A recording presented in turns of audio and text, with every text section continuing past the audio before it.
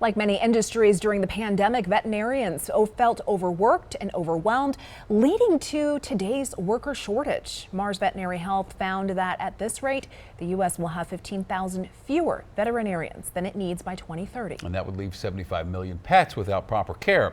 As Denver 7's Colette Bordelon explains, Colorado lawmakers have plans for the next session to try to help. Come on. Pippin is ready for his close-up.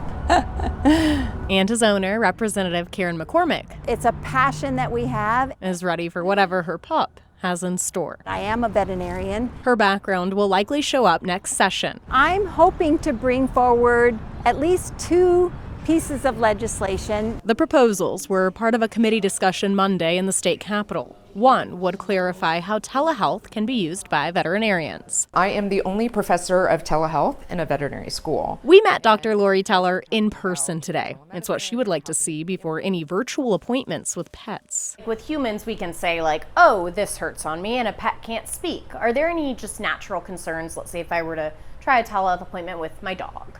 There are some concerns, and so that's one of the reasons why we always want to establish that relationship with you and your dog in person first. Dr. Teller says clearing up confusion about telemedicine would help tremendously in a field that has areas with staffing shortages. Many of our counties in our state are labeled USDA shortage areas, meaning there are not enough veterinarians. The other bill McCormick wants to sponsor next session is better outlining the scope of what veterinary technicians are trained to do. It'll reward our veterinary technicians so that they feel valued in delivering health care, and it will make some clarity for our veterinarians to know what they can delegate and to start doing it more. Her goal is looking out for the entire system holistically. And if you have a hemorrhaging animal, you want to stop the bleeding first. And that's what I look at our profession.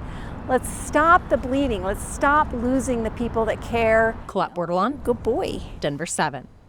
The Vet Care Coalition is also pushing for the creation of a mid-level veterinary professional associate to help ease the work shortage, and they would work under the supervision of a veterinarian. And just last week, a new program was announced to help some veterinarians working in rural areas pay off their student loans. The Veterinary Medicine Loan Repayment Program will pay up to $90,000 over 4 years for 6 applicants. It's to help licensed Colorado veterinarians pay off their student debt as they work in underserved areas. Applicants must be selected by a council to receive aid. The deadline is December 31st.